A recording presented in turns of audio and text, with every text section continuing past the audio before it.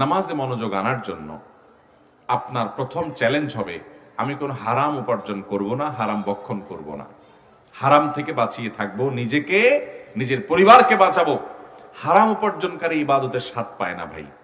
অনেক টাকা পয়সা কামাইছেন 2 নম্বর পথে, হালাল হারাম বাজ বিচার করা ছাড়া বৈধ অবৈধ বিভিন্ন পথে, ইবাদতের স্বাদ আপনার জন্য না। ইবাদতের স্বাদ পেতে হলে হালাল উপার্জন করতে হয়। আল্লাহ তাআলা কোরআনের জন্য তার নবী রাসূলদেরকে বলেছেন, ইয়া আইয়ুহার রাসূল, হে রাসূলগণ, কুলু মিনাত তাইয়্যিবাত, হালাল খাও। এরপরে বলেছেন কি, ওয়া আমালু সালিহা, নেক আমল করো, ভালো কাজ পরে, আগে হালাল খাও। আর আমাদের সমাজে ইবলিস আমাদেরকে বলে কি, আরে আগে টাকা ধরে নিতে হয়। জন বয়সে চাকরি একটা পাইছস, ব্যবসা একটা করা শুরু করছস, হাত দিলেই খাঁচা টাকা আসে, একটু এদিক সেদিক করলেই হয়ে যাচ্ছে, লাল হয়ে যাবে, টাকা আগে কামায় এনে। আরে টাকা হইলে বাঘের মাথাও পাওয়া যায়।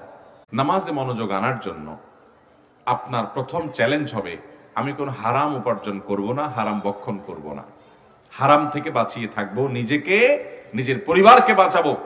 হারাম উপার্জনকারী ইবাদতের স্বাদ পায় না ভাই। অনেক টাকা পয়সা কামাইছেন 2 নম্বর পথে, হালাল হারাম বাজ বিচার করা ছাড়া বৈধ অবৈধ বিভিন্ন পথে, ইবাদতের স্বাদ আপনার জন্য না। ইবাদতের স্বাদ পেতে হলে হালাল উপার্জন করতে হয়। আল্লাহ তাআলা কোরআনের জন্য তার নবী রাসূলদেরকে বলেছেন, ইয়া আইয়ুহার রাসূল, হে রাসূলগণ, কুলু মিনাত তাইয়্যিবাত, হালাল খাও। এরপরে বলেছেন কি, ওয়া আমালু সালিহা, নেক আমল করো, ভালো কাজ পরে, আগে হালাল খাও।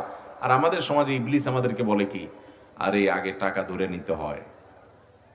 জন বয়সে চাকরি একটা পাইছস, ব্যবসা একটা করা শুরু করছস, হাত দিলেই খাঁচা টাকা আসে, একটু এদিক সেদিক করলেই হয়ে যাচ্ছে, লাল হয়ে যাবে, টাকা আগে কামায় এনে। আরে টাকা হইলে বাঘের মাথাও পাওয়া যায়।